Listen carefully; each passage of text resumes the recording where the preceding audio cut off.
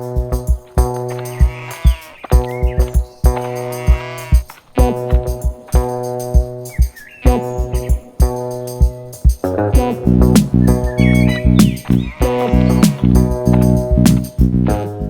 में सुबह की लालिमा फैल चुकी है। पक्षियों की चहचहाहट के बीच भोला राम अपनी बैलगाड़ी तैयार कर रहा है। आज साल भर की मेहनत की कमाई मंडी ले जाने का दिन है। चलो भाई लाली कली, आज मंडी में हमारी धाक जमनी चाहिए। चंदा, अरे ओ चंदा, जरा जल्दी आ, मेरा डंडा और गुड़ का थैला दे दे। जी, इतनी उतावली क्यों है आपको? सूरज अभी पूरी तरह सिर पर भी नहीं आया और आप जाने के लिए उड़ने लगे। अरे पगली, जल्दी जाऊंगा तभी तो मंडी की पहली बोली में अपना अनाज बेच पाऊंगा। सुना है इस बार शहर में गेहूं के दाम सोने को छू रहे हैं। दाम सोने को छू रहे हैं ये तो ठीक है, पर आप अपना भोलापन घर छोड़कर जाइएगा। शहर के व्यापारी बहुत चालाक होते हैं, कहीं आपको बातों में ना फुसला ले। अरे तू मुझे क्या बच्चा समझती है? अब तेरा भोला सयाना हो गया है, पूरे 5,000 रुपए लेकर ही घर लौटूंगा, देख लेना। अच्छी बात है, भगवान आपका रास्ता सुगम करे, बस किसी अनजान की बातों में मत आइएगा। हाँ ठीक है, अब मैं चलता हूँ।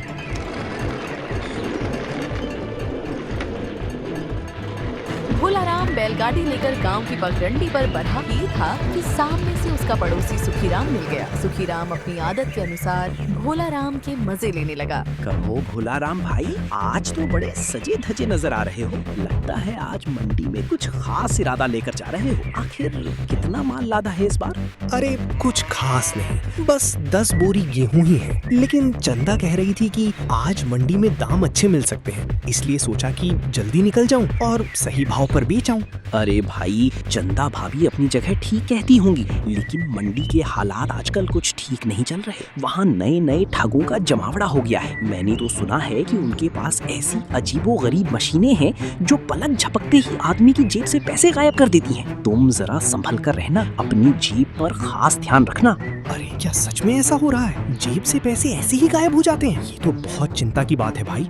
फिर मैं क्या करूं, कैसे बचूं इन सब से? घबराने की जरूरत नहीं है, बस थोड़ा समझदारी से काम लेना। हर किसी पर आंख मूंद कर भरोसा मत करना और अपने पैसों का खास ख्याल रखना। और हाँ, अगर कोई ऐसी जादुई चीज मिले जिससे बिना मेहनत के पैसे कमाने का मौका मिले तो उसे यूं ही हाथ से मत जाने देना। आजकल की दुनिया बदल गई है भोला राम, यहाँ मेहनत से ज्यादा चालाकी और जादू ही काम आता है।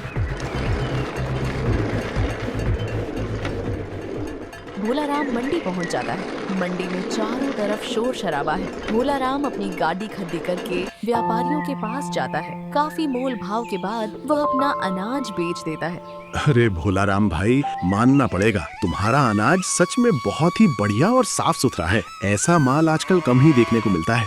दानों में नमी भी बिल्कुल सही है और गुणवत्ता भी लाजवाब है। लो, ये पूरे 5,000 रुपए रख लो। तुम्हें दाम से संतुष्टि तो है ना?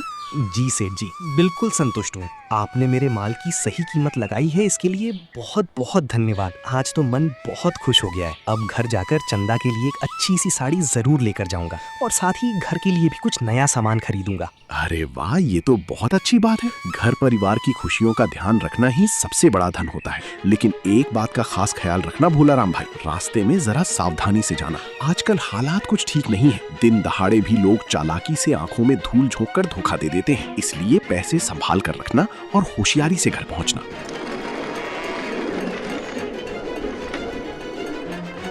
वापसी के रास्ते में भोला राम थक जाता है। वह एक पुराने बरगद के नीचे बैठता है। वहीं एक आदमी एक पीतल का टूटा चश्मा लगाकर जमीन को पागलों की तरह देख रहा था।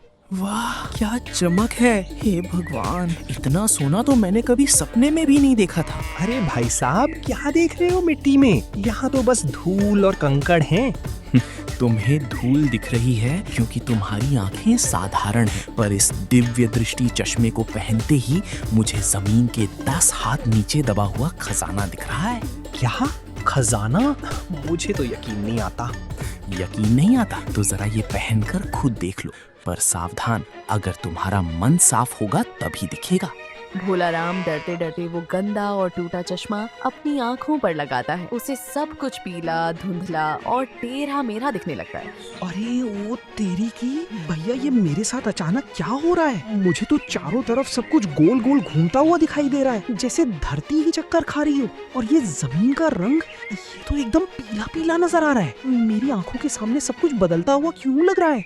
अरे वाह, यही तो मैं तुम्हें समझाना चाह रहा था भाई। जो तुम्हें जमीन का पीला रंग दिख रहा है ना, वो कोई साधारण रंग नहीं है, बल्कि नीचे गहराई में दबी हुई असली सोने की अशर्फियां हैं। और जो ये सब कुछ घूमता हुआ प्रतीत हो रहा है, वो दरअसल खजाने के चारों ओर बना हुआ जादुई चक्र है, जो हर किसी को दिखाई नहीं देता। सच कहूँ तो तुम तो बड़े ही भाग्यशाली निकले। पहली ही बार में तुम्हें इस चश्मे की असली शक्ति दिखाई देने लगी, वरना लोग तो सालों तक कुछ नहीं देख पाते। भाई साहब, अगर सच में ऐसा है जैसा आप कह रहे हैं, तो ये चश्मा तो मेरे लिए किसी वरदान से कम नहीं है। क्या आप कृपा करके ये चश्मा मुझे दे सकते हैं? मैं भी अपनी किस्मत बदलना चाहता हूँ, मैं भी अमीर बनना चाहता हूँ। कृपया मुझे ये अवसर दीजिए। तुम्हारी इच्छा तो मैं भली भांति समझ सकता हूँ, और सच कहूँ तो मेरा मन भी तुम्हारी मदद करने का है, लेकिन ये चश्मा मेरे लिए बहुत अनमोल है। मैं इसे यूं ही किसी को नहीं देता। दरअसल मेरे बूढ़े माता पिता कई दिनों से गंभीर रूप से बीमार चल रहे हैं, और उनके इलाज के लिए मुझे पैसों की बहुत सख्त जरूरत है। अगर तुम मेरी इस मजबूरी को समझते हुए मुझे पूरे 5,000 रुपए दे सको, तो मैं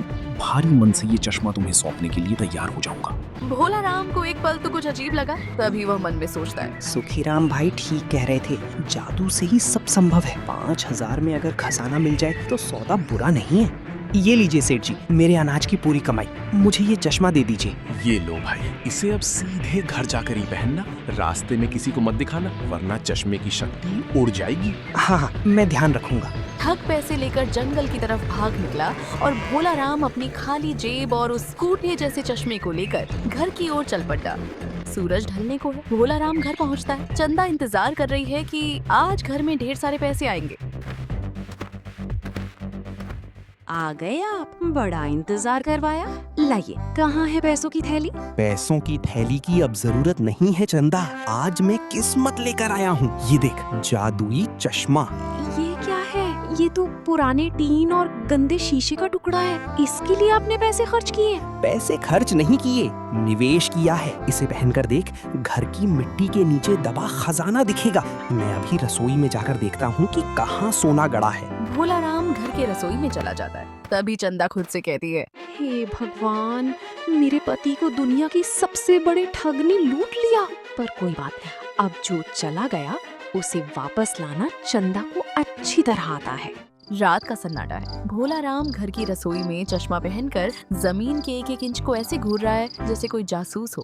चंदा, अरे ओ चंदा, जल्दी इधर आ। देख, इस चूल्हे के पास की मिट्टी जरा ज्यादा पीली नहीं दिख रही? मुझे लगता है यहाँ कम से कम 2 किलो सोना दबा है। अजी, वो सोना नहीं है, कल दाल गिरी थी उसका दाग है। जरा चश्मा उतार कर देखिए तो सही। तू नहीं समझेगी, उसने कहा था कि जिसे पीला दिखे समझो वही खजाना है। देख, अब तो चूल्हा भी चमकने लगा है। अच्छा जी, तो फिर एक काम कीजिए, अभी इसी वक्त कुदाल उठाइए और पूरा घर खोद डालिए। नहीं, अभी नहीं। रात को खुदाई की तो गांव वालों को शक हो जाएगा, सब हिस्सा मांगने आ जाएंगे। तू बस ये बता, कल क्या करना है? कल वही होगा जो आज तक किसी ने नहीं देखा। बस आप ये चश्मा मुझे दीजिए और सो जाइए। कल सुबह आपकी किस्मत के साथ साथ उस ठग की शामत भी आएगी। क्या मतलब है तुम्हारा? कुछ नहीं, आप अभी सो जाइए। अगली सुबह चंदा गांव के पनघट पर पहुंचती है और ऊंची आवाज में अपनी सहेली से बात करने का नाटक करती है, क्योंकि उसे पता था ठग पास ही नीम के पेड़ के पीछे छिपा खैनी मल रहा है। अरे सुन रही है छोटी की माँ, कल से मेरे भाग्य ही खुल गए हैं। मेरे पति जो चश्मा लाए हैं उसमें तो मिट्टी के नीचे ऐसे खजाना दिखता है जैसे आईने में शक्ल। क्या बात कर रही है चंदा? पर भोला राम भैया को कुछ मिला क्या? अभी कहाँ, उन्होंने कल रात देखा कि गांव के पुराने गंदे गड्ढे के नीचे ठीक बीचों बीच राजा मानसिंह का सोने का संदूक पड़ा है। पर बेचारे डर रहे हैं कि कीचड़ में कैसे उतरेंगे। क्या मानसिंह का संदूक? अरे मूर्ख ठग, तूने हीरा समझकर कांच बेच दिया। वो चश्मा जादुई था और मुझे पता ही नहीं चला। मुझे वो चश्मा किसी भी हाल में वापस चाहिए। अगले दिन भोला राम को भी समझ आ चुका था कि उसे ठग ने ठग लिया है। वो चंदा से कहता है, चंदा, मुझसे गलती हो गई, मैंने घर के सारे पैसे बर्बाद कर दिए, मुझे माफ कर दो। कोई बात नहीं जी, जो हुआ सो हुआ। अब मेरी बात ध्यान से सुनिए। उसके बाद चंदा भोलाराम को ठग को पागल बनाने की अपनी योजना बताती है। गांव के बीचों बीच एक बड़ा कीचड़ का गड्ढा है। तभी ठग हाँफते हुए वहाँ पहुँचता है और कहता है, रुको रुको भोलाराम भाई, जरा ठहरिए। अरे आप यहाँ? भाई साहब, इस हालत में आप अचानक यहाँ क्या करने आ गए? भाई मेरी बात ध्यान से सुनो। कल रात मेरे माता पिता ने मुझे बहुत डांटा। उन्होंने कहा कि मैंने तुम्हें जो चश्मा दिया वो कोई साधारण चश्मा नहीं था, बल्कि हमारे खानदान का पुश्तैनी चश्मा है। अगर तुमने उसका इस्तेमाल किया तो तुम्हारे साथ कोई बड़ी अनहोनी भी हो सकती है। मैं तुमसे हाथ जोड़कर विनती करता हूँ, कृपया वो चश्मा मुझे वापस दे दो। अरे वाह, अब आपको ये सब याद आ रहा है। कल तो आप बड़े आराम से पैसे लेकर चलते बने थे और आज अचानक चश्मे की इतनी चिंता हो रही है। क्या बात है? बहन जी, आप मेरी स्थिति को समझने की कोशिश कीजिए। ये चश्मा कोई आम चीज नहीं है, ये सिर्फ मुझे ही सही रास्ता दिखाता है। आप यकीन नहीं करेंगी, लेकिन मैं यहाँ खड़े खड़े भी साफ देख पा रहा हूँ कि इस कीचड़ के नीचे हर तरफ सोना ही सोना दबा हुआ है। देखिए भाई साहब, हम लोग सीधे साधे इंसान हैं, लेकिन बेवकूफ बिल्कुल नहीं है। आपने पैसे लिए और हमने चश्मा लिया। अब ये सौदा पूरा हो चुका है, इसे वापस करने का कोई सवाल ही नहीं उठता। हाँ, अगर आप 5,000 के बदले हमें पूरे 10,000 रुपए देने को तैयार हैं, तो हम इस बारे में सोच सकते हैं। 10,000? लेकिन बहन जी, मेरे पास इस समय तो सिर्फ 5,000 ही है। मैं इतनी बड़ी रकम कहाँ से लाऊं? तो फिर आप इस बात को यहीं खत्म समझिए। भोलाराम जी, आप चश्मा पहन लीजिए और उस कोने में जाकर एक छलांग लगा दीजिए। मुझे पूरा विश्वास है कि संदूक ठीक वहीं दबा हुआ है। नहीं नहीं, ऐसा मत कीजिए। आप रुक जाइए। ये लीजिए, ये 5,000 रुपए जो मैंने कल आपसे लिए थे, और ये 5,000 मेरी तरफ से और जोड़ दीजिए। बस कृपया करके मेरा चश्मा मुझे वापस दे दीजिए। तभी भोलाराम धीरे से चंदा से कहता है, अरे चंदा, मुझे तो लगता है ये आदमी चश्मे के लिए पूरी तरह से पागल हो चुका है। आप अभी कुछ मत बोलिए, बस चुपचाप देखती रहिए। ठग ने अपने सारे पैसे चंदा की पोटली में रख दिया और झपट कर भोलाराम से चश्मा छीन लिया। अब देखो मेरा कमाल, मैं इस गांव का सबसे अमीर आदमी बनूंगा। रुकिए भाई साहब, इस चश्मे की एक शर्त है। अगर आपको सोना चाहिए तो आपको गड्ढे के ठीक बीच में कूदना होगा, तभी खजाना ऊपर आएगा। सोने के लिए तो मैं 7 समंदर पार कर जाऊं। ये कीचड़ क्या चीज है? ठग ने आंखें बंद की और कीचड़ के सबसे गहरे हिस्से में छलांग लगा दी। ठग कीचड़ में पूरी तरह डूब गया। जब वो बाहर निकला तो उसके मुंह, नाक और कान में सिर्फ काला कीचड़ भरा था। चश्मा उसकी आंखों से गिरकर कीचड़ में कहीं खो गया। चंदा, भोलाराम, कहाँ है सोना? मुझे तो यहाँ सिर्फ मेंढक और सड़ी हुई मछली दिख रही है। मेरी आंखें जल रही हैं। अरे भाई साहब, शायद आपका मन साफ नहीं होगा, इसीलिए खजाना मिट्टी बन गया। देखिए, चश्मा भी चला गया और पैसे भी। ये भाई साहब कीचड़ में सोना ढूंढने आए थे। अब अपना मुंह धोइए और घर जाइए। ठग मुंह लटकाए रोता हुआ वहाँ से भाग निकला। चंदा ने अपनी पोटली खोली और पैसे गिने। तभी भोलाराम कहता है, चंदा, आज तो तूने मान ही लिया होगा कि मैं अब पहले जैसा सीधा साधा नहीं रहा, बल्कि थोड़ा समझदार और सयाना भी हो गया हूँ। इतने दिनों की ठोकरों और अनुभवों के बाद आखिरकार मैंने भी कुछ सीख ही लिया है।